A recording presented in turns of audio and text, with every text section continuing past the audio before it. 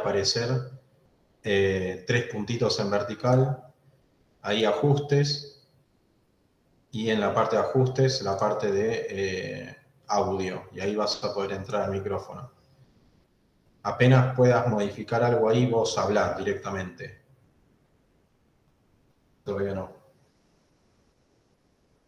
Yo voy a empezar a compartir pantalla.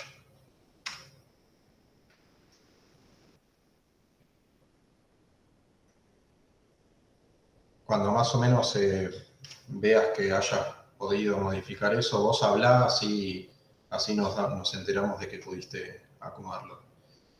Bien, hoy vamos a repasar un poco el aparato respiratorio. Bien, estamos el doctor Medán, está Julieta Rey ahí atrás aceptando a todos y leyendo los comentarios, ¿no? Y hoy tenemos un invitado que es el doctor Muriega Gonzalo, que es compañero mío del Sanatorio de las Lomas, de La Guardia. Bien, empecemos a hacer un breve repaso y después vamos a terminar aplicando todos estos conceptos en unos casos o en el manejo clínico de lo que sería el asma que trajo el doctor Muriega, ¿no?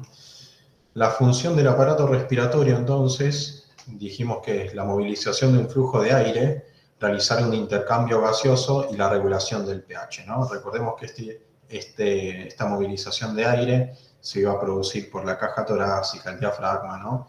El intercambio gaseoso se iba a producir por una diferencia de presiones, ¿no? De los gases. Ahí se te escucha, pero con distorsión.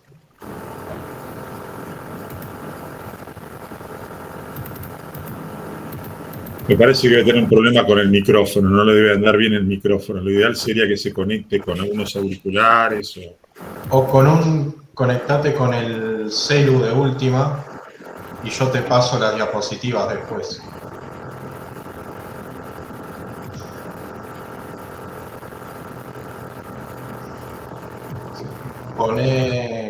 Ahí estamos. Perfecto. Bien. Ahí yo de paso voy descargando el PowerPoint de Gonzalo. Entonces, esta movilización, en la movilización del flujo intervenía, habíamos dicho, la caja torácica. Hay que poner a grabar antes que nada. Perdón, antes que siga avanzando. Ya.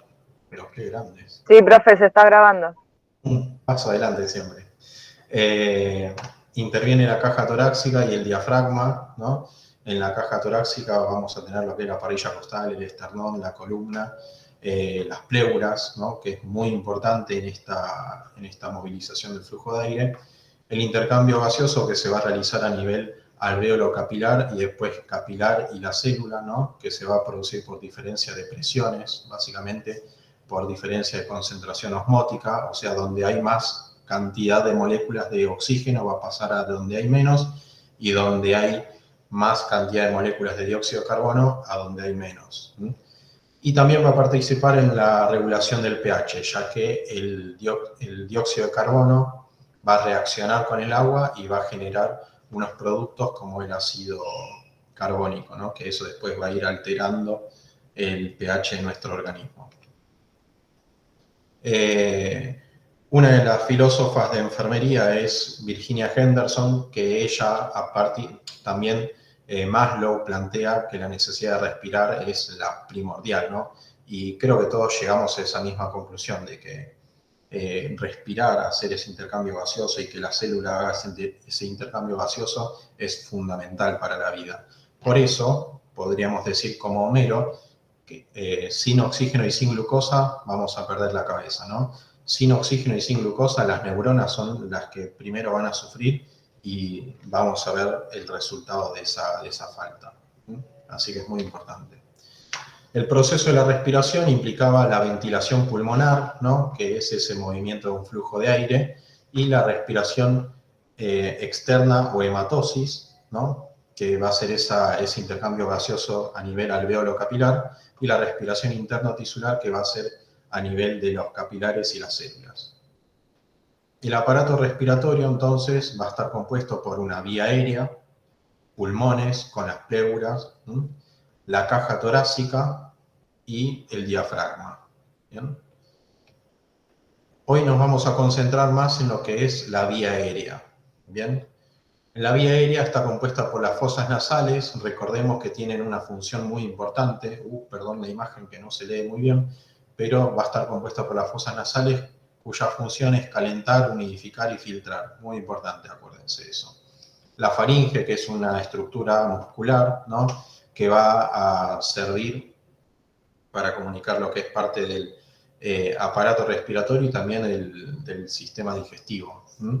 Va a ser ese lugar donde se pueden entrecruzar estas dos vías, ¿bien? Que va a ser de la boca, correspondería al sistema digestivo, y lo que es la parte del aparato respiratorio, a lo que son las fosas nasales y después la laringe, ¿no? La laringe, esta estructura músculo-cartilaginosa, muy importante, nosotros la vamos a reconocer por principalmente el cartílago tiroides, ¿no?, la nuez de Adán, que a veces dicen. Después seguimos con la tráquea, muy importante en la laringe porque está el cartílago epiglótico, pero bueno, en un ratito lo vamos a ver un poquito más. Después va a seguir la tráquea, que va a ser esa vía grande que va a descender a través del mediastino, y después se va a ir dividiendo, ¿no?, en bronquios fuentes y después en bronquios en distintos tipos, en distintos niveles de divisiones, hasta llegar a los alvéolos. ¿Bien? Muy importante entonces en la vía aérea, la glotis, que la glotis se va a encontrar a nivel de la laringe, ¿no? Se va a encontrar en, se va a estar conformada, va a ser el espacio, mejor dicho, que se va a dar entre las cuerdas vocales. ¿Bien? Las cuerdas vocales son unas cuerdas tendinosas, ¿bien?, que van a estar insertas en los cartílagos aritenoides, que estos cartílagos van a estar encima del cartílago cricoide. Bien, así que es muy importante la estructura de la laringe, porque va a dar espacio a la glotis. Y la glotis es muy importante porque es aparte de estar entre las cuerdas vocales, es un área muy crítica. En la vía aérea es un lugar donde la luz de la vía aérea se reduce mucho. Entonces, cualquier objeto que pueda ingresar a la vía aérea va a terminar ocluyendo o estancándose en este espacio, pudiendo así generar estas asfixias y después paros respiratorios y después paros cardiorrespiratorios. Así que es un área muy, muy crítica. ¿Bien? Entonces la glotis es el espacio que queda entre las cuerdas vocales. Acá por encima, en esta imagen se ve mejor, por encima se ve el cartílago epiglótico, que cuando uno hace el mecanismo de la deglución, la laringe se eleva y este cartílago epiglótico desciende y tapa lo que es la vía aérea. Así el bolo alimenticio pasa de la boca, faringe, y pasa al esófago. ¿Bien? Esta es una imagen, ¿no? Entonces tenemos las cuerdas vocales, el espacio que queda entre las cuerdas vocales va a ser la glotis, ¿no? Acá tenemos al cartílago epiglótico, ¿bien? Y ven que el diámetro de lo que sería la vía aérea y el espacio que queda entre las dos cuerdas vocales. Casi en esta foto, casi es un tercio o un cuarto de la luz, ¿no? Después continuamos con la tráquea y los bronquios. La tráquea va a ser esta vía que va a estar compuesta por anillos cartilaginosos, estos anillos cartilaginosos, que van a estar incompletos, y va a terminar de unir ambas puntas de este anillo incompleto, un músculo, ¿bien?, que va a ser el encargado de disminuir la luz de esa vía. ¿Bien? La tráquea entonces después se va a dividir a nivel de la carina, ¿no? Ahí se va a dividir en el bronquio fuente derecho, acá, bronquio fuente derecho y bronquio fuente izquierdo. ¿Bien? Como el corazón va a estar también ubicado en el mediastino, pero más apuntando hacia la izquierda, el bronquio fuente derecho va a tener una inclinación un poco menos pronunciada, ¿no? Va a ser un poquito más vertical que el bronquio fuente izquierdo. El bronquio fuente izquierdo va a estar un poquito más angulado, más horizontalizado, por así decirlo, ¿no? Y acá en este espacio del mediastino va a estar ubicado el corazón. Después estos bronquios se van a seguir subdividiendo, acá les mostramos las divisiones, ¿no? Y estas subdivisiones van a ir originando lo que serían los lóbulos y después los segmentos, ¿no?, del pulmón. ¿Bien? Muy importante todas estas divisiones y la presencia de los anillos traqueales, porque a nivel de la 16ª división, ¿no?, de la división número 16, va a perderse este anillo cartilaginoso, entonces vamos a tener más presencia, más superficie para que se haga un intercambio gaseoso, y también van a empezar a aparecer algunos alvéolos, ¿no? Acá tenemos la ilustración. Entonces tenemos anillos traqueales, pero después se pierden y ya la superficie de contacto va a permitir un intercambio gaseoso. Todavía no llegamos a las bolsas alveolares y se van a poder encontrar algunos alvéolos que van a poder hacer este intercambio gaseoso. Y después van a finalizar estos bronquios en los que son los alvéolos, ¿no?, que son estas estructuras, ¿no?, donde se va a realizar el intercambio gaseoso a través de una membrana semipermeable y por el efecto de una diferencia de presiones. Bien. Pero dijimos que hoy nos íbamos a quedar en lo que son las vías, la vía aérea, ¿no?, las vías bronquiales. Bien. Habíamos dicho que estas vías bronquiales o esta vía aérea va a permitir el flujo, ¿no?, el pasaje de una masa de aire que va a llegar hasta los alvéolos para hacer este intercambio gaseoso. Bueno, esta vía aérea tiene también una estructura bastante compleja, en la cual va a poder interactuar con este flujo de aire y se va a producir distintas reacciones, ¿no? Van a estar compuestos por células, va a estar compuesto por dentro en la pared que va a estar, la pared interna, va a estar, se le dice la íntima, ¿no?, el epitelio que va a estar en contacto con esa masa de aire, va a tener unas características bastante particulares. Va a ser ese epitelio, ¿no?, va a estar en contacto con la masa de aire, y esta masa de aire va a tener partículas, va a tener noxas.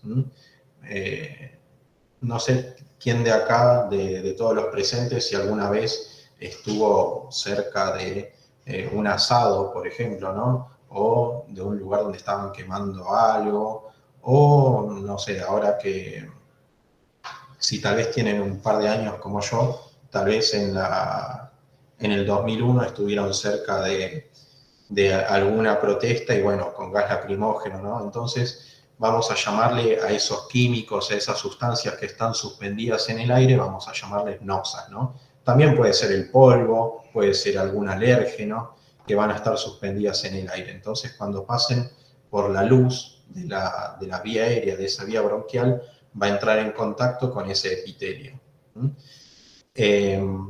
Aparte de este epitelio que va a estar en íntima relación con esa masa de aire, vamos a tener también los músculos, vamos a tener vasos sanguíneos, vamos a tener también células que van del sistema inmune, que van a participar en el mecanismo de defensa ante esas noxas, ¿no? Entonces, este epitelio va a tener células ciliadas, o sea, va a tener microvellosidades, ¿no? Y también va a tener proteínas. Esta es otra foto en la cual se identifican algunas células, pero más principalmente las que van a corresponder al sistema inmunitario, ¿no? Como los granulocitos, los linfocitos T, los linfocitos B, que van a ser células que van a reaccionar, van a participar, van a generar un mecanismo de defensa ante esas noxas que nosotros venimos diciendo, ¿no? O sea, esas moléculas que están suspendidas en el aire, y van a producir una respuesta en el epitelio, o en la estructura de lo que es la vía bronquial, ¿no? Del bronquio. Este epitelio, ¿no? Si nosotros lo analizamos mucho más a nivel micro, está compuesta por células, y estas células, recordemos, tienen receptores, ¿no? ¿Se acuerdan lo que son los receptores? Son esas proteínas o son esas estructuras que van a servir como, para no decir lo mismo, como brazos que van a interactuar con moléculas, ¿no? Con moléculas específicas, y van a generar una reacción en la célula y por lo tanto en el tejido. ¿Hasta ahí vamos bien? Y estos receptores vamos a tener de dos tipos. Vamos a tener como terminaciones nerviosas, ¿no? Que van a ser los que van a terminar respondiendo a estas noxas que van a estar en la luz del bronquio o de la vía aérea. Y después vamos a tener también los receptores eferentes o los receptores farmacológicos, que van a ser con los que vamos a trabajar después los del personal de salud cuando queramos tratar este mecanismo de defensa que se activa ante una molécula que no debería estar, ¿no? Ante una noxa. Yo intento cambiar la palabra porque ya dije noxa creo que como 10 veces en un minuto. Estos receptores van a ser proteínas, glucoproteínas o glucolipídicos, ¿no? Pero básicamente van a encontrarse en esa membrana plasmática, ¿no? Recuerdan, la membrana plasmática, esa bicapa fosfolipídica que va a tener proteínas. Algunas de esas proteínas van a servir para el intercambio iónico, ¿no? Como la bomba sodio-potasio, que es muy importante. Bueno, hay otras proteínas, hay otras estructuras que van a servir como receptores para moléculas, ¿no? Y cuando estas proteínas, estas estructuras interactúen con esas moléculas, van a generar una respuesta en la célula, ¿no? Si es una noxa, algo malo, por así decirlo, ¿no? Ya sea humo, ya sea... ahora no se me ocurre otro más que humo. No sé, algún químico, ¿no?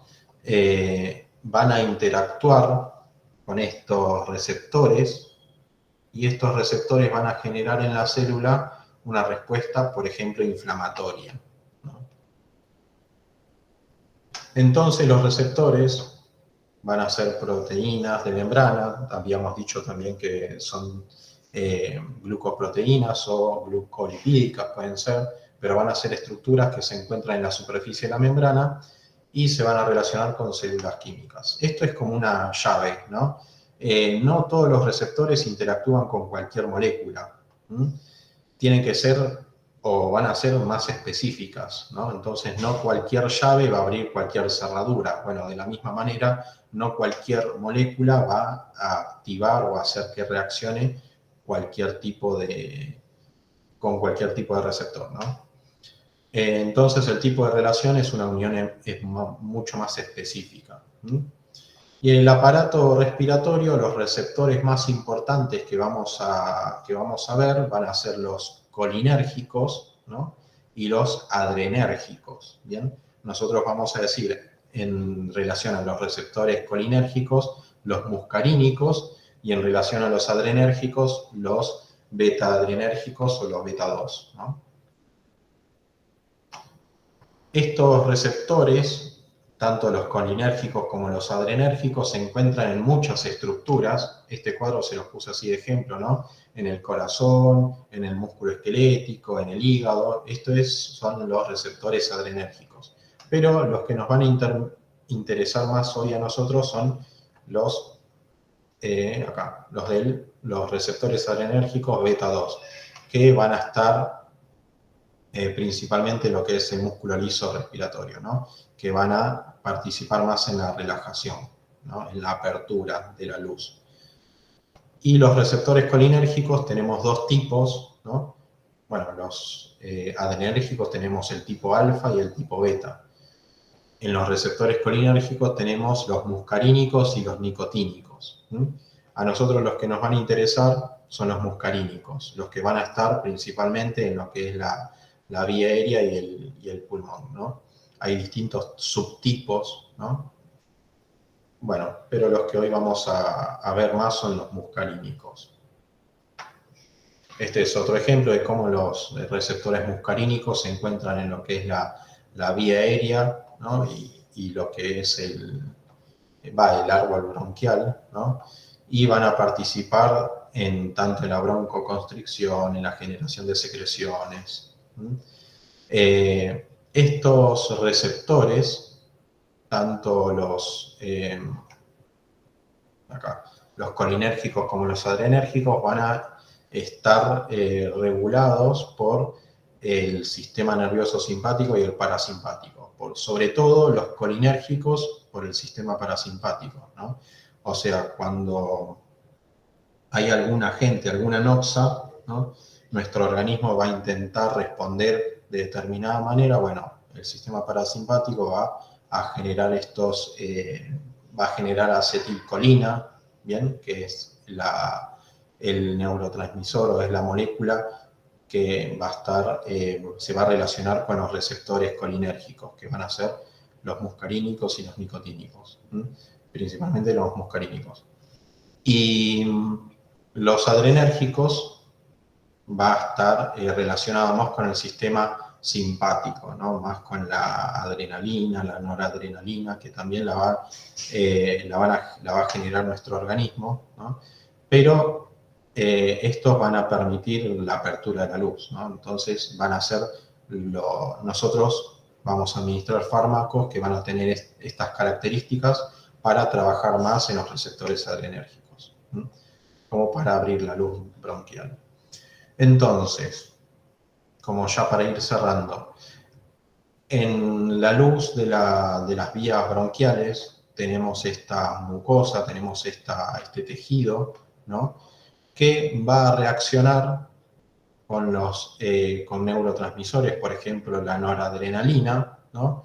Que va a relacionarse con receptores beta a nivel del músculo bronquial y va a generar una broncodilatación, ¿no?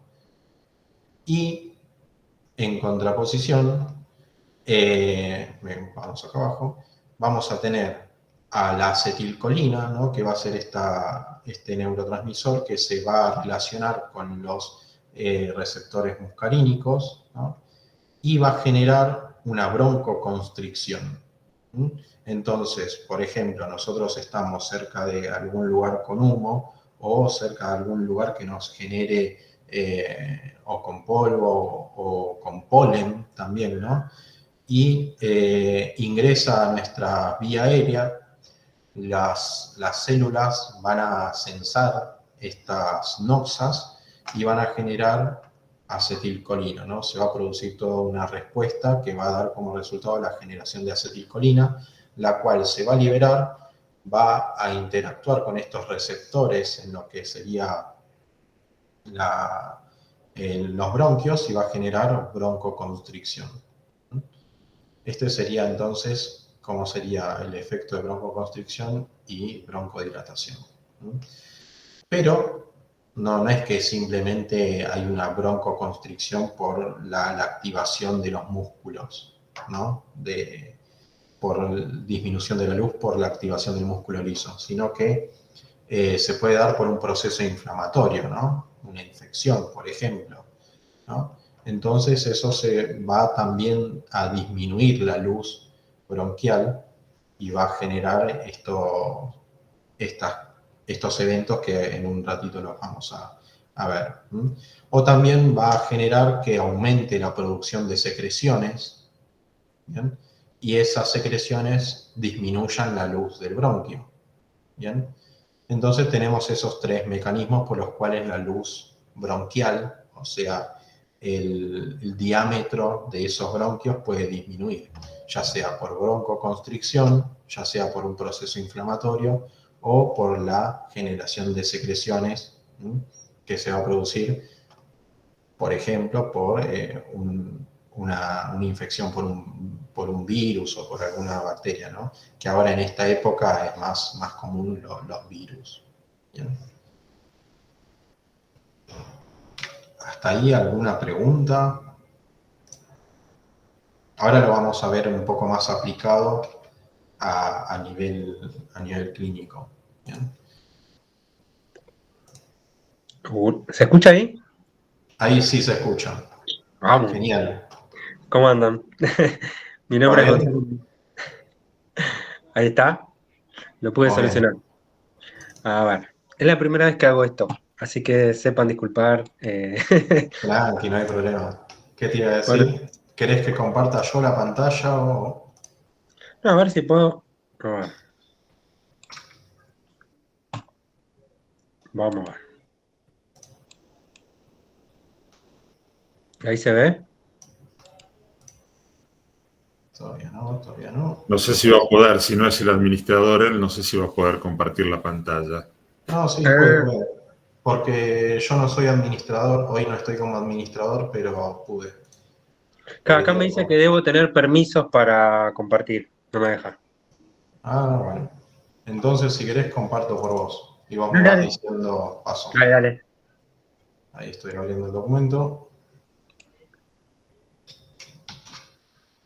Buena imagen con la que empezás. ¿Se ve ahí? Espera,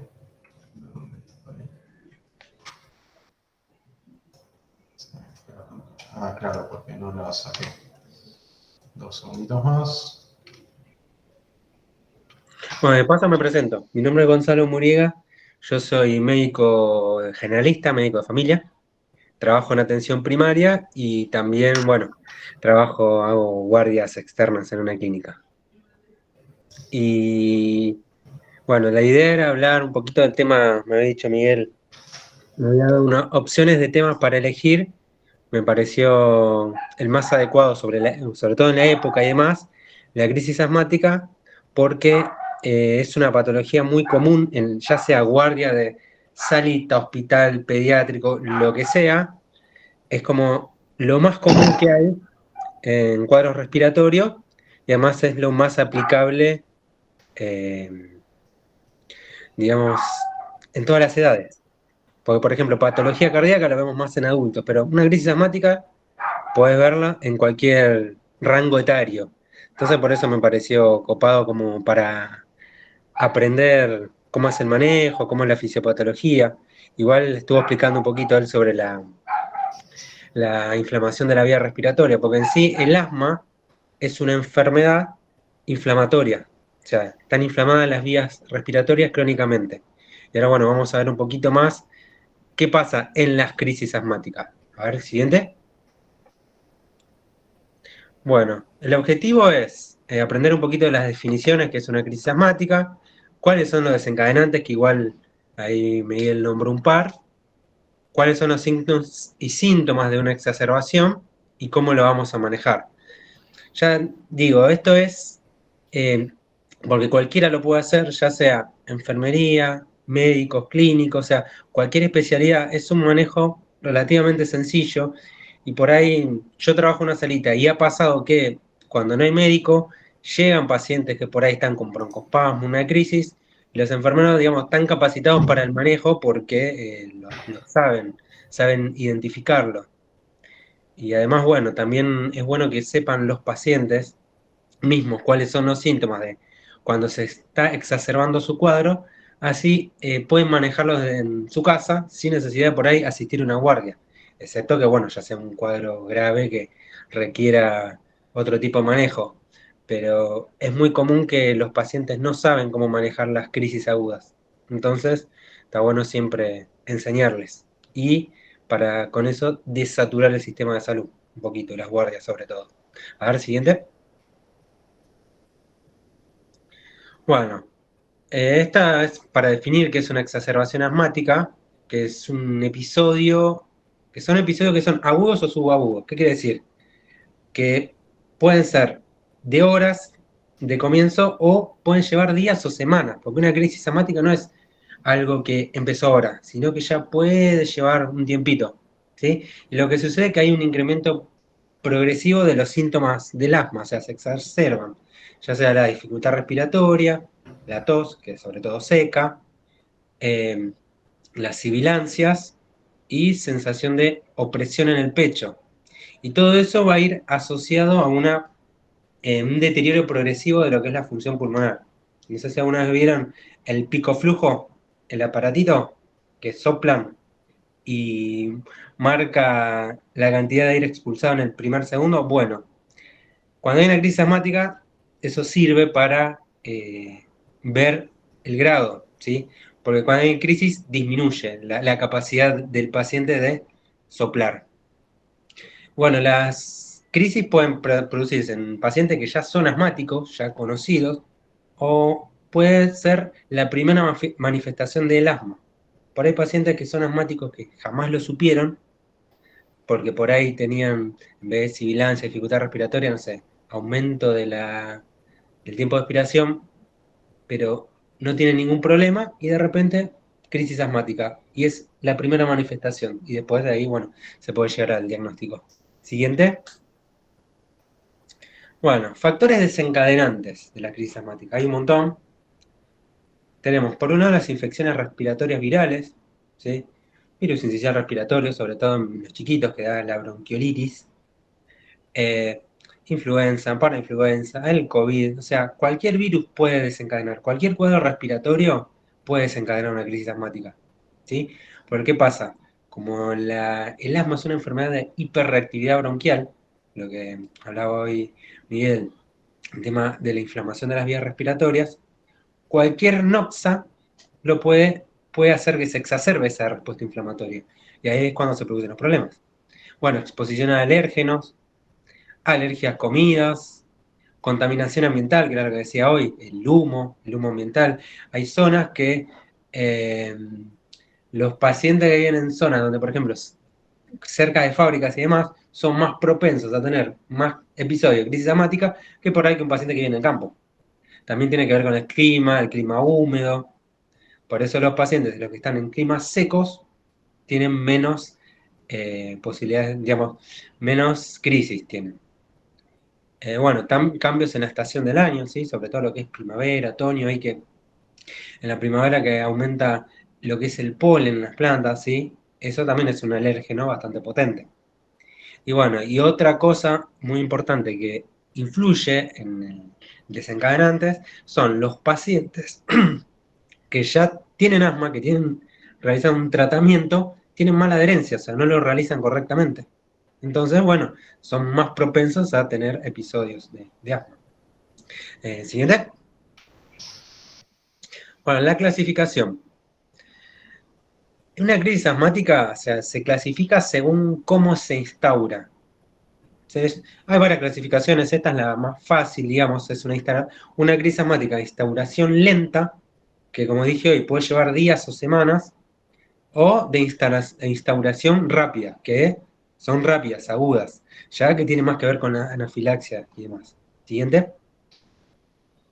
El tipo 1, que son las que se dan lentamente, más del 80% de las consultas a la guardia. Uno cuando llega un paciente a la guardia que está con una crisis asmática, no es que empezó, hoy no, empecé hoy. No, ya venía el proceso de varios días antes. Lo que pasa es que con el pasar de tiempo y sin tratamiento van empeorando, hasta que llega el momento que acuden a la guardia. Entonces, ¿qué pasa? Dice, no, me agarró una crisis asmática. ¿Cuánto se que te hace? No, un día te dicen. No, en realidad ya venía de antes. El principal mecanismo de estas instauraciones lentas es la inflamación progresiva de la vía respiratoria, ¿sí? Que produce una obstrucción reversible, ¿sí? Las causas más comunes, bueno, infecciones respiratorias, lo que he dicho hoy, sobre todo los virus, y bueno, y mal control de la enfermedad de base, ¿sí? O sea, mal control del asma, ¿sí? Que no realizan correctamente el tratamiento. Siguiente. Esta es más todo, esta clase es más, tipo, más un resumen, ¿sí? Es para hablar muchísimo, pero yo lo que quería remarcar era lo más importante que nos puede servir, por ejemplo, para cuando estamos en una guardia, una salita, en cualquier lado. Tipo 2, que dijimos que era la instauración rápida, que esas sí son las graves que requieren una atención inmediata, ¿sí? El principal mecanismo es broncoespasmo, porque es algo reactivo, rápido, que lleva mayor riesgo de vida, ¿sí? La causa más común son los alergenos, los alimentos, estrés, porque aumenta todo lo que es el cortisol, eh, fármacos, por ejemplo los AINES, ¿sí? Esos son generalmente tan contraindicado en asmático, pero uno da ibuprofeno, diclofenac, ketorolac, lo da. Aunque sea asmático se da igual, pero bueno, la realidad es que tener que cuidado con eso. Adenosina, beta bloqueantes, por ejemplo, pacientes que están, pacientes cardíacos que usan beta bloqueantes, eso también es como que aumenta el riesgo. Si es asmático y además paciente, no sé, tuvo una arritmia y está beta bloqueado, y hay que tener cuidado con eso, porque es más propenso a tener crisis asmática. Siguiente. Bueno, la valoración clínica, cuando llega un paciente, tenemos que ver, o sea, se evalúa, vemos varios parámetros, ¿sí? Por ejemplo, tenemos que ver cómo respira el paciente, ¿sí? Si por ahí está, no, te dice, tengo un poco de tos nada más. Por ahí tenés el otro que viene agitado completamente. Entonces, vamos a dividir entre una crisis que sea leve o una crisis moderada grave, o si no, una crisis que uno dice puede tener un paro respiratorio en cualquier momento. Uno de los signos que uno puede ver, cómo habla el paciente. Si habla bien, si completa párrafos, por ahí habla normalmente, dispara, no, se agita un poquito, o si no tenés el paciente que directamente palabras entrecortadas, o sea, no puede hablar, está hablando y se está agitando. Y bueno, que está el paciente que está muy enéico, con ya riesgo de paro respiratorio, ya directamente no habla porque no puede. Igual que la respuesta respiratoria, ¿sí? La frecuencia respiratoria. En una crisis leve va a estar aumentada, pero no va a estar muy taquipneico. Ahora bien, en una crisis más grave, el paciente va a estar muy taquipneico, va a haber utilización de músculos accesorios, ¿sí? Sobre todo en los chiquitos, además. En los adultos no, porque los adultos con el tema de la grasa, grasa subcutánea y demás no se ve tanto, pero en los niños, por ejemplo, cuando están con bronquiolitis, que están con un episodio de broncoespasmo, una crisis asmática, levantás brazos, los ves y ves cómo se ve cómo tiene la utilización de músculos accesorios, que están. Sí, son varios puntitos que hay que tener en cuenta en cuanto a la respiración del paciente. También la frecuencia cardíaca, porque hay taquicardia. Cuando hay una crisis asmática, ¿qué pasa? Está oxigenando menos el cuerpo, o sea, llega menos oxígeno al pulmón, entonces ¿qué hace el corazón? Tiene que acelerarse para el poco oxígeno que llega, poder mandarlo todo el cuerpo, o sea, que oxigene bien. Entonces, hay taquicardia, ¿sí? ¿Por ahí el paciente está lo más bien? No, tiene un poquito de tos y controlar la frecuencia cardíaca y está taquicárdico. Pero ¿qué pasa? Hay pacientes que están muy adaptados ya, que son crónicos, entonces eh, por ahí el único síntoma que manifiestan es taquicardia. Bueno, y ya cuando hay bradicardia, ya es riesgo de paro cardiorrespiratorio, ¿sí? Bueno, el tema de las sibilancias. Sibilancias, bueno, no sé si ya habrán escuchado, en la auscultación de pacientes se escucha, están presentes, por lo general es en fin de la expiración, pero acorde avanza la gravedad de la inflamación de la vía respiratoria, de cómo se está estrechando, podemos tener o una expiración un poquito prolongada sin sibilancia, podemos tener sibilancias en el fin de la expiración, perdón, sibilancias durante toda la expiración, O ya en los casos más graves tenés sibilancia, tanto en la inspiración como en la expiración, que ahí ya sería algo más grave, ¿sí? En los casos ya de paro respiratorio inminente no se escucha nada, o sea, hay silencio ocultatorio, porque no está entrando aire directamente. La vía está tan cerrada que no circula el aire. Después vemos el nivel de conciencia del paciente. En las crisis leves, moderada y grave, el paciente está consciente, habla, o sea, entrecortado o no habla, pero está consciente. En la parada respiratoria inminente, en la grave, ¿qué pasa? El paciente va a estar ya con la conciencia disminuida porque le está llegando poco oxígeno, está oxigenando poco, está hipoxémico, entonces tiene la alteración del sensorio. Después, bueno, presencia de pulso paradójico. Después acá el cuadrito habla, porque este lo saqué de la guía Gina, se llama, que es lo más actualizado que hay en lo que es manejo del asma, que dice el PEF, ¿sí? Pico expiratorio, o lo que llamamos el pico flujo, que no en todas las guardias tenemos la disponibilidad del pico flujo, que es el aparatito que decía hoy. Que bueno, ese mide el aire que sale, ¿no? Sopla fuerte el paciente y el embolito llega hasta un punto. Y ahí eso indica cuánto es lo máximo que sopla el paciente, cuánto aire sale, ¿sí? Y ahí va a estar disminuido según la gravedad del cuadro. En la parada inminente directamente el paciente no sopla, ¿sí? Después, bueno, presión arterial de oxígeno, presión venosa de oxígeno, eso ya cuando se hacen pruebas de sangre, pero en realidad en ninguna guardia te hacen prueba de sangre en una crisis asmática. O sea, primero lo que hay que hacer es estabilizar al paciente. Después se busca la causa de por qué tiene la crisis y después se ve si se pide algún estudio extra, pero por lo general no. ¿El siguiente? Bueno, acá es lo que decíamos, la evaluación inicial del paciente. ¿Qué es lo que vamos a evaluar? Si hay algún desencadenante, ¿sí? Lo que hablábamos hoy. Si de repente está con algún cuadro respiratorio, ¿sí? Si por ahí empezó con una gripe, está con moco, o si estuvo expuesto a algún químico, si estuvo expuesto a humo, factores ambientales, donde vive. Entonces, hay que tener en cuenta los desencadenantes y cuándo apareció la crisis. Por ahí ya viene, ya como le decía, no, hace 3 días que vengo con tos seca, me siento mal. Bueno, quiere decir que la crisis ya viene 3 días de evolución, ¿sí? Después, la gravedad de los síntomas con el cuadrito que les mostré anteriormente, ¿sí? Ahí evaluamos qué tan grave es el cuadro. Después tenemos que ver, bueno, si hay síntomas de anafilaxia, también que tiene que ver esto con los desencadenantes. Factores de riesgo para asma grave, ¿sí? Que era el cuadrito que lo de la parada inminente, o sea, si hay un factor de riesgo que vemos que el paciente tiene silencio gustatorio, que no puede hablar. Después, tratamiento preventivo actual.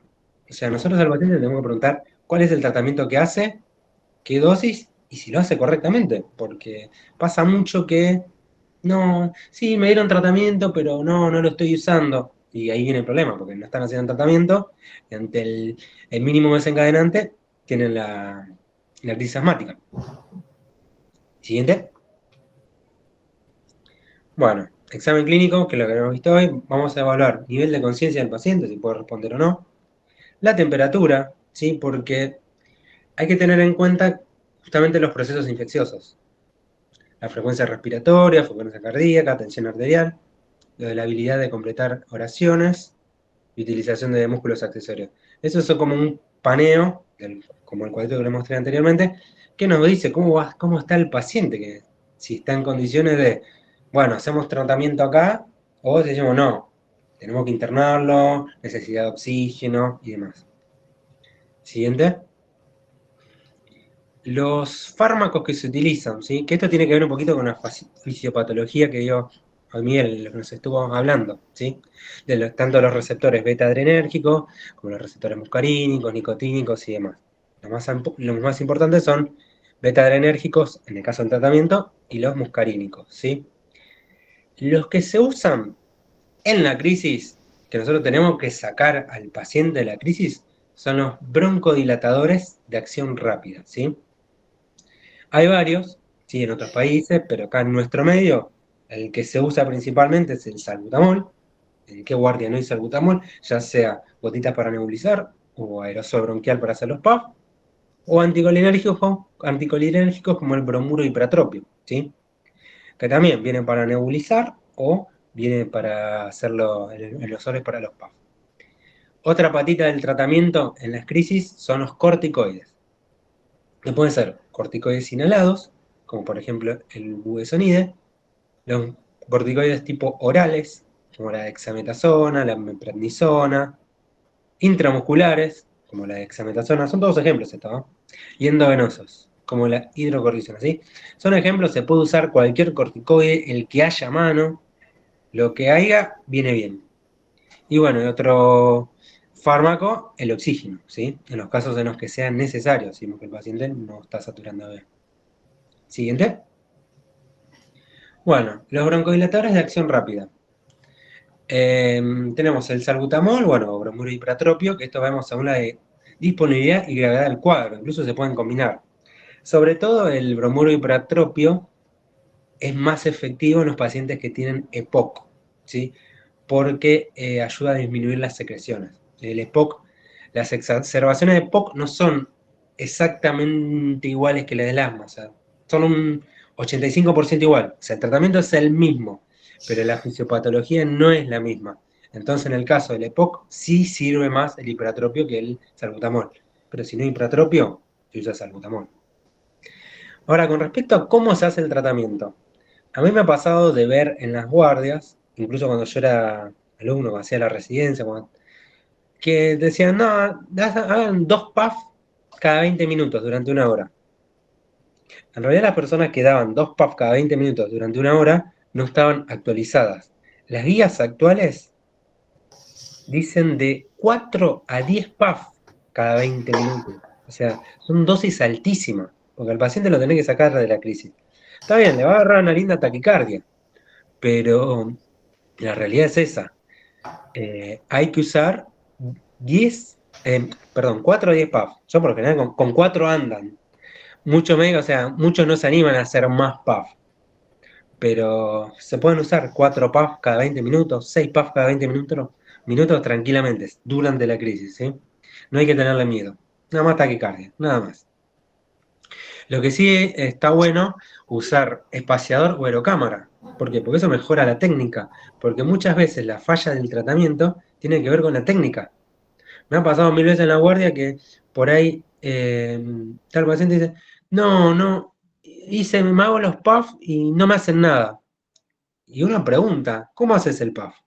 Y cuando te muestra, parece como el capítulo de House, hacen esto, acá en el cuello. No. Entonces tiene mucho que ver la técnica. Después, bueno, Perdón, ¿puedo hacer una consulta? sí, Por ejemplo, en el hospital de Pilar, el salbutamol ya está prohibido en el uso de emergencias porque trae más contraindicaciones y efectos adversos que ayuda en las propias crisis. en realidad si vamos a lo que es las guías, la guía China del 2023, la más actualizada, se puede usar salbutamol tranquilamente. Igual lo preferible, hoy por hoy, que no está en todos lados, por una cuestión, o sea, del país, ¿no? Es usar budesonide con formoterol, como el Frevia, Simicor, Pneumocor Plus, porque el formoterol es un broncodilatador de acción prolongada, pero a su vez tiene rápida acción, como el salbutamol. Entonces, en vez de hacer 4 puff cada 20 minutos, haces un puff agregado a lo que hace el paciente habitualmente. ¿Me explico? O sea, pues tiene el efecto más largo y además tenés el efecto del budesonide, que en realidad el budesonide no es que es un broncodilatador, pero ya empieza a actuar sobre la vía respiratoria desinflamando. No sabía eso lo de Pilar, de lo de que prohibieron el salbutamol. O sea, yo en los lugares que trabajo no está prohibido y por eso incluso las guías hablan del uso del salbutamol y hipratropio. Pero bueno, eso, cada lugar tiene su guía. Gracias. Siguiente. Corticoides. Bueno, con respecto a los corticoides, que este es un tema que siempre me interesó a mí porque por la vía de administración y las dosis y demás. Antes Yo hablo siempre dando ejemplos de lo que vi yo en las guardias. Las vías de administración, todo directamente no, corticoide endovenoso, hidrocortisona endovenosa. Perfecto, sí. Bueno, con respecto a las dosis, ¿no? Antes se usaba, no, dale 500 de hidrocortisona. La realidad se vio con estudios y demás, incluso las guías se lo avalan, 100 miligramos de cortisona, de hidrocortisona endovenoso, está bien, ¿sí? Pero todavía está la vieja escuela que tiene miedo de usar 100 o 200. Con 100 están bien. Si tenés miedo, está bien, usa 200, pero ya 500 es innecesario. Y con respecto a las vías de administración de los corticoides en las crisis, en realidad se puede dar cualquier corticoide y cualquier vía. No necesariamente hay que darlo o intramuscular o endovenoso porque va a actuar más rápido. No, el corticoide tiene una acción, digamos, a nivel más nuclear y tarda, ya sea la vía oral, endovenosa o intramuscular, el tiempo de acción va a ser similar, ¿sí? Por eso, si estás en la guardia o en una crisis asmática, en casa, lo que sea, y decís, uy, ya tengo dexametasona o meprednisona, listo. O sea, el corticoide que sea. Lo importante es comenzar con el tratamiento de corticoide, que es la base del tratamiento del asma. Por eso, o sea, corticoide se puede usar cualquier vía. No es obligatorio usar endovenoso o intramuscular. Siguiente. Y bueno, y otro punto muy importante, bueno, la oxigenoterapia, ¿sí? En pacientes que tienen, digamos, que saturan menos de 95, sí, está bueno usar oxígeno. El objetivo es siempre mantener la saturación por encima de 95. Otro tema es lo que es la bronquiolitis, ¿sí? Porque las actualizaciones en lo que es sobre la bronquiolitis, por ejemplo, me han dicho que lo hacen en el Garrahan, yo la verdad que no sé. Las actualizaciones hablan de oxigenoterapia, no usar ni broncodilatadores, no usar ni corticoides, ni nada. Que con eso revierten el cuadro. Pasa que, a ver, vamos a hacer, ¿quién se va a animar a no usar salbutamol o no usar un corticoide en una crisis, ¿no? Sobre todo en los chiquitos con lo que es la bronquiolitis, hablando específicamente de la bronquiolitis, no una crisis asmática. Pero lo que voy, como el tratamiento es similar, pero bueno, por eso, hay muchas guías. Yo uso, en donde me formé y demás, siempre usamos las guías de la China, pues son las más actualizadas, y es como que te tiran estos tips, como explicaba el tema de los corticoides, que se puede usar cualquier vía, las dosis altas de broncodilatadores, pero bueno, hay varias guías. Yo me basé en esa en particular. Acá veo que pueden escribir acá. Dice, ¿qué consecuencias puede traer el uso continuo de corticoides? En lo que es corticoides inhalados, poco y nada, porque no se absorben sistémicamente, o es muy poco el grado de absorción.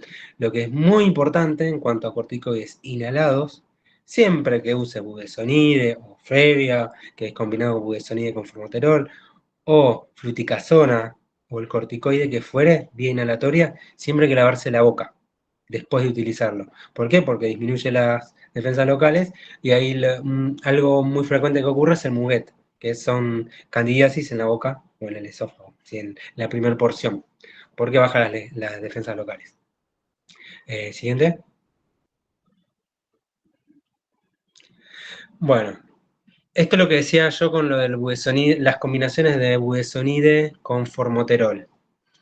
El budesonide con formoterol se utiliza como tratamiento preventivo. Las guías actuales justamente es la combinación que mejor anda, por así decirlo. ¿Por qué? Porque tener un inhalador de budesonide con formoterol ayuda al paciente a no tener, por ejemplo, inhaladores con ipratropio, inhaladores con salbutamol. Con ese mismo inhalador pueden hacer los rescates. Eso es lo que tiene de bueno. Y además el formoterol tiene la ventaja de acción rápida y duradera. Entonces, ¿qué pasa? Un paciente adulto o adolescente que justo está con el tratamiento preventivo y se le puede evitar hacerle la serie con salbutamol y se le puede indicar más dosis, más seguidas de formoterol. Siguiente. Bueno, acá hay es un algoritmo, está todo en inglés, que es no sé si se nota, no, bueno, después se los paso bien, que es el algoritmo de lo que hay que hacer en las crisis, digamos, moderada, severa, o sea, de moderada, aguda, severa, y cuando ya está en riesgo la vida, ¿sí? Está resumido todo lo que dije hace un ratito, nada más que está más organizadito. Pero acá lo importante que quiero agregar es el seguimiento post-alta. Pues si tenemos, bueno, un paciente que tuvo la crisis, salió de la crisis lo más bien, bueno, a su casa. Bueno, pero ¿qué tiene que hacer? El paciente tiene que llevarse por escrito las indicaciones de cómo tienen que llevar el tratamiento. Siempre es llevar escrito y también está bueno enseñarles qué hacer ante la crisis, porque esto de hacer los 4 o 10 puffs cada 20 minutos durante una hora, tomar un corticoide, pues no hace falta que se inyecte, puede tener una prednisona, puede tener una betametasona, puede tener una hexametasona, que lo tome en casa.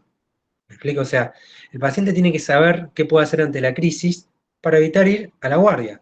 Y si empieza con la crisis, el paciente lo detecta, no, sí, me estoy ahogando más, tengo más tos, siento silbido, bueno, arranca con la serie. ¿Anduviste bien? Perfecto. Ahora si no, me hice la serie, todavía no mejoro, bueno, ahí sí ir a la guardia. Pero ahí ya esto es un pasito para desaturar el sistema de salud. Por otro lado, bueno, tenerlo siempre por escrito. Yo a todos los pacientes míos siempre les doy por escrito qué hacer ante la crisis. Y vos por ahí le preguntás al paciente, ¿sabés qué hacer ante la crisis? No, voy a la guardia. Bueno, está bien, pero a veces por ahí te agarra o a la noche, o por ahí está, ellos, pacientes adultos están, o chicos, están solo en casa, o no tienen posibilidad de moverse, o no sé, condiciones climáticas o lo que fuera. Y me han pasado pacientes que esperan, por ejemplo, yo en la salita en los días que estoy, tengo muchos pacientes adultos asmáticos, sobre todo mayores, y por ahí te dicen, no, estaba con la crisis y, o sea, me costaba respirar con todo que yo, pero estaba esperando que vaya yo a la salita, o sea, el día que atendía yo. Y es como decir, pero no, esto lo puedes hacer en tu casa. Eh, por eso está bueno que siempre se lo lleven escrito y que sepan cómo hacer ante la crisis. Siguiente. Bueno, esto es si el paciente al inicio no responde al tratamiento o empeora, siempre se considera lo que es la internación. Pero bueno, se usa el sulfato de magnesio. Bueno, este es otro tema ya más de internación. Y si el paciente responde al tratamiento inicial, se le da el alta y debe recibir especificaciones escritas de cómo realizar el tratamiento en su domicilio, que era lo que decía recién yo. Siguiente, creo que ya estábamos. Ya estábamos. Era el mini resumen. Bueno, no sé si tiene alguna pregunta, pues estuve viendo hoy que que salen acá escritas las preguntas, lo que pasa es que, a ver, es la primera vez que hago esto, entonces no sé bien cómo se usa. Ahí fuimos respondiendo algunas. A ver, acá dice mi hijo tiene 7 años, según su neumonóloga tiene asma alérgico, usa PAF preventivo todos los días, un PAF de noche, un PAF de día, salmeterol y fluticasona. Cuando tiene fiebre le doy ibuprofeno, entendí que está mal darle ibuprofeno si tiene asma. Claro, el tema no es que está mal. Los AINES, el ibuprofeno, tiene una contraindicación relativa con el asma. Pero si vamos a las contraindicaciones de los medicamentos, o sea, no le puedes dar ningún medicamento a ninguna persona con esos efectos adversos. Sí es preferible, por ejemplo, darle paracetamol, pero no quiere decir que por darle ibuprofeno cuando tiene fiebre vaya a tener una crisis asmática. Ahora bien, si es un paciente crónico, por ejemplo, no sé, que tiene una artritis o tiene dolor crónico, y ahí sí no está bueno darle todos los días tratamiento crónico con ibuprofeno, porque sí puede predisponer. ¿Se entendió ahí eso? A lo que voy. Usar se puede usar cuando tiene fiebre, no va a pasar nada. El tema es no usarlo crónicamente todos los días en altas dosis. A eso se refiere más.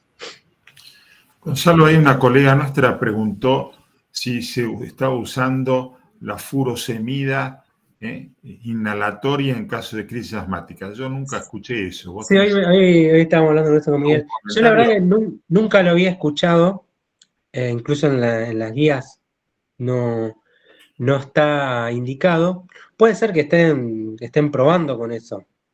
La verdad que no lo contesto porque realmente no lo sé y no quiero mandar fruta.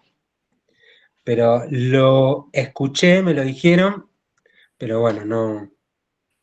En las guardias normalmente no se utiliza. Aparte, furosemida inhalatoria, digamos, no es muy común. No, encima la poca bibliografía que encontré era vieja. Es más, había un artículo en específico que hablaba sobre el beneficio y el parentesco que tenía con el budesonide y era del 96. Era como que ya es evidencia un poco vieja. Pero Claro. no, yo estuve en varias guardias y no se usa. Salvo No, que esté asociado, yo que sé, algún edema agudo de pulmón, pero no se va a poner inhalado, sino que va a ser por otra vía. pero además, si vos ahí tenemos un edema agudo de pulmón, no tenemos una exacerbación asmática, tenemos el edema agudo de pulmón. Por Claro, eso es tenemos que otra la diferenciar, problemática. claro, tenemos que diferenciar cuál es la causa de la disnea del paciente. Por ahí uno dice, no, está una crisis asmática. No, el tipo estaba haciendo insuficiencia cardíaca, no podía respirar, pero no era por el asma. Por eso siempre en la valoración inicial del paciente tenemos que ver desencadenantes y hacer diagnóstico diferencial, porque también por ahí, no, sí, siento chiflido, y lo empezás a escuchar al paciente y tiene crepitantes o está está moco, y no, y es una bronquitis, que en realidad lo que te está haciendo la pseudosibilancia, por así decirlo, es la presencia del moco en la vía respiratoria, que claro, simula como si la vía estuviera obstruida porque hay una constricción, pero en realidad no. Eh, por eso siempre en la evaluación del paciente hay que ver si realmente es una crisis, un broncoespasmo o no, porque nos cambia el tratamiento. Ahí Patricia levantó la mano. Patricia, te escuchamos. ¿Cómo hace? A ver. Hola, buenas tardes. ¿Cómo le va, doctor Buenas Medam? tardes. Hola, buenas tardes, doctor Gonzalo. Buenas tardes. Buenas tardes a todos. Sí, la pregunta la hice yo, porque estoy llevando unos alumnos a práctica a la guardia de un hospital de acá de 3 de febrero, y en la atención de las crisis asmáticas les hacen hacer nebulizaciones con furosemida. Debo confesar que mis alumnos quedaron secos y la verdad que no lo quisieron hacer. Me parece bien, porque quedaron tipo, ¿por qué esto? Entonces, claro, cuando preguntaron, la respuesta fue, es lo mismo que el budesonide. ¿What? ¿Cómo que es lo mismo que el budesonide? A ver, Pero ¿cuál vos sería el empiezan mecanismo con... de acción? No. Claro, ¿cuál sería el mecanismo de acción que me diga que es lo mismo que el budesonide? Nada, me quedé, aparte te lo dicen con una naturalidad, como diciendo, pero ¿cómo no sabes? Una cosa así. Entonces quedé con eso y me quedó la duda dando vueltas y me puse a buscar información. Encontré un artículo, ¿sí?, en la página del Cielo, que habla de eso, pero dice que como que no hay, que se hizo un estudio comparativo, bla, bla, bla. Claro, sí. Que en realidad se hizo el estudio, sería como un tratamiento concomitante con hiperatropio y salbutamol. Y decía como que no había grandes diferencias al respecto, pero acá lo tienen como si fuese, no sé, el elixir. ¿Sí? Como algo que no podés no hacerlo, ¿viste? Entonces me quedé con esa duda y bueno, nada, uno está de invitado y no se va a poner digamos, a discutir, pero bueno, está bueno a veces pararse con algún argumento, ¿no? Y decir, bueno, a ver, explícame, decime por qué, porque yo sé que esto no es así. Y además algo que es medicina basada en la evidencia. A ver, ¿de dónde sacaste que...? No, porque lo vemos nosotros. Pero sí, la verdad que a mí me sorprendió cuando me dijeron. A mí me sorprendió. Sí, ya te digo, me ha pasado el tema de la cantidad de, viste, de los PAF. Que te dicen, no, hacemos 2 PAF. Y la realidad es que no no hay que tener miedo a hacer más. O sea, sí, te va a agarrar taquicardia, sí, seguramente, pero es lo secundario, si está con pero Sí, sí, sí es bueno, verdad que, eso es otra de las cosas, sí, también lo mismo, la cantidad de puff.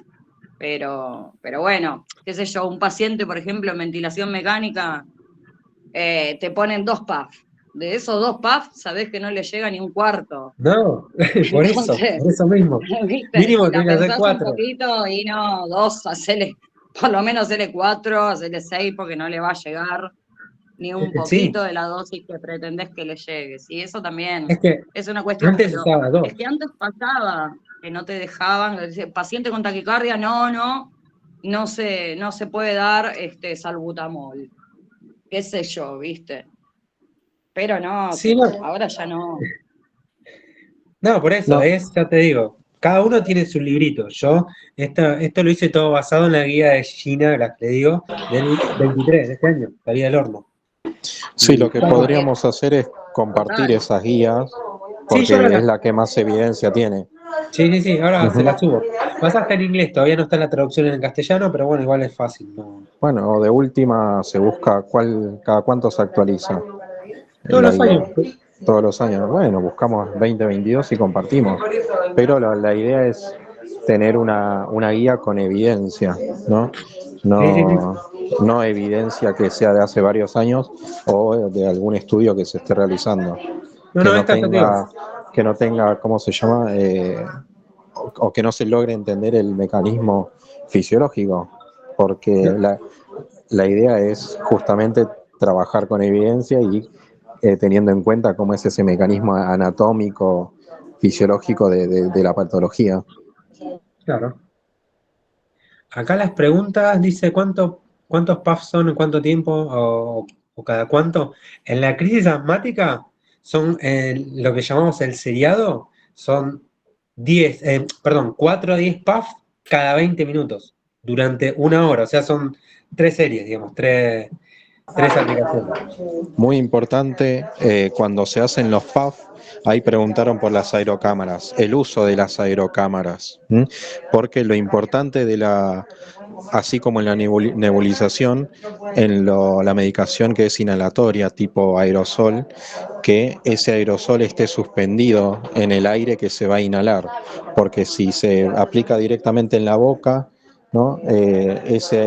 Esa medicación va a terminar disminuyendo su biodisponibilidad, quedándose más en lo que es, depende los instrumentos que uno use, ¿no? Pero no va a tener suficiente llegada a lo que serían las vías bronquiales y los alvéolos. Entonces, muy importante que tiene que tener esa cámara y después también las válvulas, porque algunas aerocámaras vienen directamente con la cámara, pero la máscara tiene un agujerito por donde puede exhalar e inhalar al mismo tiempo. Entonces permitiría en la inhalación hay ambiente, pero la idea es que inhale la medicación. Entonces es muy Otra cosa que es importante muy eso. importante, perdón, una cosa que es muy importante con respecto a las aerocámaras, a los espaciadores, es cómo se limpia, ¿sí? Porque ha pasado que muchos tienen la costumbre de hervirla. No, la hervimos, se la ponen en agua a hervir para desinfectar. En realidad no, porque ¿qué pasa? Las aerocámaras tienen, o los espaciadores, el plástico, tienen una estática, electricidad estática, ¿sí? Entonces, cuando se limpian, hay que agarrar agua tibia con detergente, se pasa la aerocámara, o sea, se llena, se vacía y se deja secar. Nada más. Agua tibia con detergente.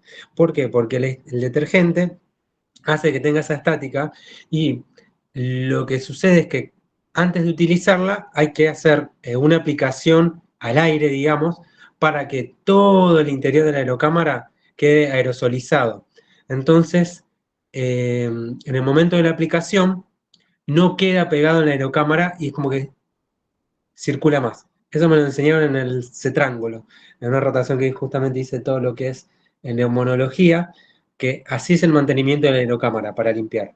Bueno, es así a grosso modo la explicación que daban. Pero una aerocámara se limpia con agua tibia y detergente y se deja secar, nada más. Dice, ¿qué aerocámaras recomiendan? ¿Qué marcas? Y hay un montón. La más O sea, la mejor, pero es la más cara, es la Aerochamber, con válvula, todo. Son espaciales, son buenísimas. Lo que tiene es que no se rompen nunca. Pero bueno, después están las Silfab. Pero bueno, es cada bolsillo, es adaptable a cada bolsillo. ¿Qué dice? Cuando mi hijo está con crisis asmática, solo le hacen 2 puffs cada 20 minutos durante 1 hora. ¿Está bien o es poco? ¿Qué edad tiene? En realidad, ya te digo, en las crisis son de 4 a 10 puffs y que tienen que estar bien hechos, porque a veces 2 puffs no están bien realizados y no está llegando bien el aerosol. Claro, tiene que sellar bien la máscara al rostro. Claro. Ujú. Tiene Por que eso, envolver bien la nariz y la boca. con 2, o sea, antes es como poco. Antes se usaba 2, pero la realidad es que son de 4 a 10 y avalado por las guías.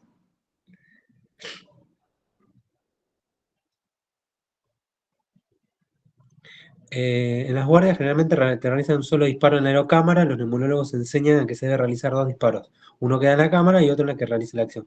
Claro, justamente lo que explicaba hoy es para que quede todo la pared interna de la aerocámara queda con partículas del aerosol. Entonces, vos al hacer el disparo no se vuelve a pegar todo. O sea, entonces llega más aerosol a la vía respiratoria. ¿Alguna pregunta más o algo que quieran preguntar? Hay que recordar cuando están estas crisis, ya sean asmáticas o otros tipos, el origen, ¿no? Si es algo, por ejemplo, inflamatorio, agregarle también un corticoides que va a ayudar a desinflamar, ¿no? Si es algo en lo que tiene mucha presencia de secreciones, bueno, ahí se le agregan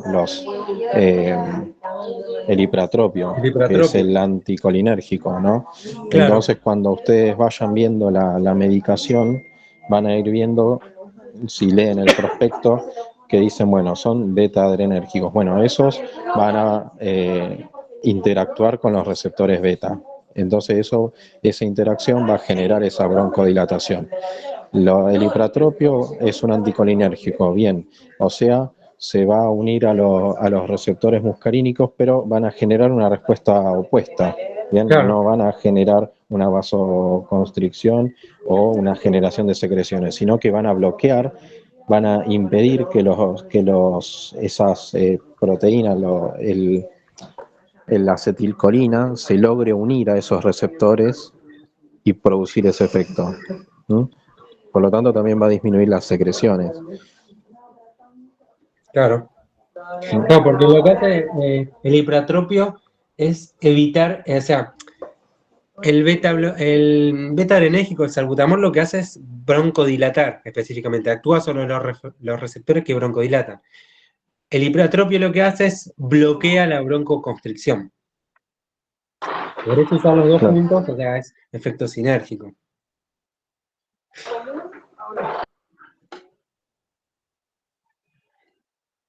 A ver, acá pregunta. O sea, acá cuando hacen preventivo, por ejemplo, mi hijo hace el preventivo que nombré anteriormente, es uno de la mañana y otro de la noche, un puff. No entendí la pregunta.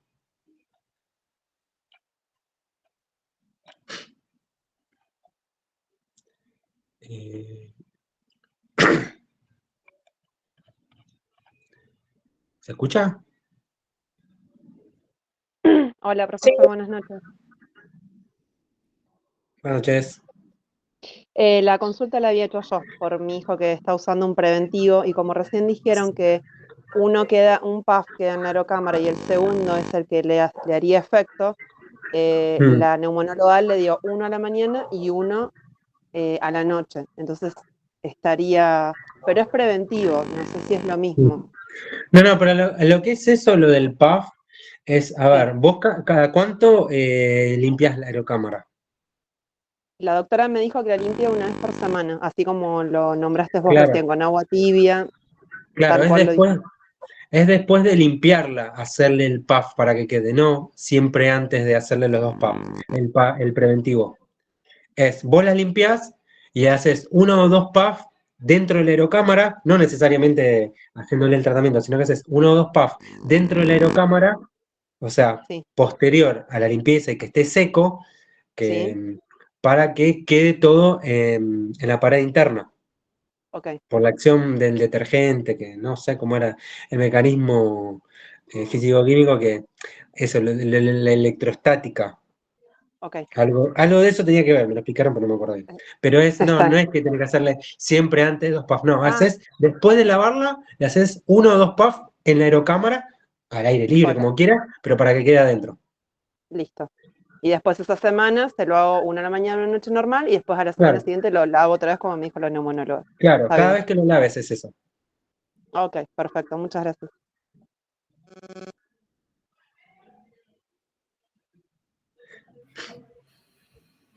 ¿Alguien más? ¿Algo que quieran preguntar? Hola, buenas noches, profesores, doctor. Buenas noches. Tengo una consulta en base a la mamá de una compañera. Sí, ¿Cuál sería el medio o cuál sería la forma correcta de actuar hablando? A ver, la mamá de mi compañera tiene neumonía bilateral. Fue sí, diagnosticada, ella estuvo con antibióticos y la realidad es que le dieron el alta después de 2 días, la estabilizaron, por decirlo sí. entre comillas, pero satura 94. O sea, lo único que me dijo es que estaba con un antibiótico, se sigue sintiendo mal, la saturación de ella no varía, sigue en 94, pero le dieron el alta, la mandaron a casa porque la estabilizaron, según lo Mm. que le dijeron los médicos. ¿Qué edad tiene ella? Eh, 50 años. ¿Tiene alguna enfermedad de base?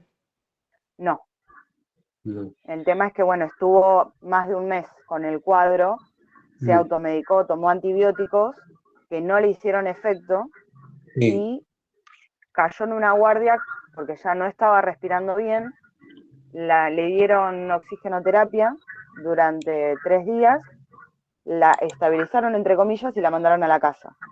¿Es correcto ese tipo de accionar o tendría que estar saturando 90, 95 para arriba? sí, ideal. Se le... El tema es, o sea, no sé si le habrán hecho plaquita, no sé cuál será digamos, el compromiso. eh, por una cuestión de que si le dieron corticoides, si le dieron, ¿no? Además, digamos, del antibiótico, ¿qué tratamiento le dieron al alta? ¿No le dieron nada? No, solamente No, antibióticos. solamente antibiótico. O sea, porque se le puede hacer puffs, le pueden dar, ¿sí? Porque el tema de la saturación en la neumonía tiene que ver con que el espacio alveolar va a estar ocupado con líquido, ¿sí? Claro. Entonces, ¿qué pasa? Obviamente, no hay buen intercambio gaseoso. Entonces, cuando uno da un broncodilatador, o sea, abre un poquito la vía, o sea, no es el mecanismo fisiopatológico de la inflamación bronquial, sino que es líquido, pero ayuda un poquito a que llegue más aire. Muchas veces también se da budesonide, un puff cuando hay una neumonía, o sea, muchos lo hacen, yo digo lo que veo, y también depende si, por ejemplo, es una neumonía más de tipo viral. Por lo general también se puede dar un corticoide por vía oral, unos 5 días. Pero eso Claro. es cada médico lo que hace. ¿Qué antibiótico le dieron a ella? ¿Sabes? No, la verdad no sabría decirte, porque yo sé que ella se estaba automedicando eh, con un derivado, no, no recuerdo el nombre en este momento. Era el que tiene amoxidal dúo compuesto con ácido clavulánico. Ella estaba Ah, tomando sí. eso No, estamos y no tuvo le ni hizo nada. nada, claro. Y después, cuando le dieron el alta ya, Y cuando le eh, dieron el alta ya le cambiaron el medicamento porque estaban intentando buscar qué bicho era resistente, porque si ellos se estaban medicando y no cambió el cuadro, trataron de encontrar qué tipo de bicho era el que le estaba causando la neumonía, pero no me supo decir. Por eso claro, también lo que me llamó la atención fue esto, que le dieron el alta como que la habían estabilizado y todavía tampoco estaba saturando bien. claro. Sí, ya te digo, lo de la saturación puede llegar a tener que ver con eso que te digo, viste, lo del espacio alveolar ocupado por líquido, pero también hay que tener en cuenta que si cuando se fue saturaba bien, hay que ver el cuadro, ella está peor, ¿cómo está? Sí, lo único que me dijo es que le calmó la tos, o sea, porque Le estaba con calmó un la tos. cuadro de mucha tos, claro, Mm. pero después sigue igual, entre comillas, o sea, como que respira. Lo que le llama la atención y me llama la atención a mí es este tema de la saturación, que digo, qué raro si son tan insistentes con que de 95 para arriba, la iban a pasar a piso, la iban a tener 5 días más en observaciones, pero lo que le pasó a ella, pobre, es que cuando estaban haciendo el traslado de lo que era la terapia intensiva a piso, perdieron el documento. Entonces, al perder el documento, ella cree que por eso le dijeron que no la podían tratar más y la mandaron a la casa. Claro. Y el tema de la saturación, que se la saturan ahí en casa. Y le Sí, controlan, ¿cómo le controlan la saturación? O sea, ahí ¿se la controlas vos, se la controla ella? ¿Cómo es? oxímetro. No, Por- tienen el oxímetro. pero por eso, porque hay que tener en cuenta siempre con la saturación el tema de la técnica de cómo se controla, ¿sí? No estar con fiebre, no tener la mano fría, ¿sí? Pues pasa mucho que por ahí hay personas que tienen problemas circulatorios en las manos, ¿viste? Y dicen, no, saturo mal. Me ha pasado 1000 veces en la guardia. Y Ah, claro. Sí, nos entonces explicaron en clase cómo tenía que ser. claro, tener en cuenta eso, porque cuando fue todo lo de la pandemia de COVID, venían todos con que no, saturo mal, saturo mal. Y al final eran todos errores de técnica. Por eso te preguntaba si lo hacías vos o lo hacía ella misma, para Lo ver. está haciendo ella, claro. Claro, saturar todos los dedos. Porque si saturás en un dedo, no, satura mal. Bueno, probá en las dos manos y diferentes dedos. Y quédate con el que sature más. Claro. Siempre tener en cuenta eso, la técnica, porque pasa un montón de que por ahí se satura mal. Porque si está ahí 94 y está cerquita de lo normal, entonces digo, por ahí es. Pero bueno, cada Claro, caso. es diferente. Pero, claro, pero ya te digo, con respecto a lo de ella, se puede dar un broncodilatador y eventualmente un corticoide también inhalado, que ayuda a desinflamar un poco A la. desinflamar la vía. Claro, Bárbaro. Muchas gracias, doctor. nada. Bien, yo creo que ya estamos a tiempo. ¿Qué les parece? Si no hay ninguna otra pregunta, damos por Yo por mi parte finalizar. quería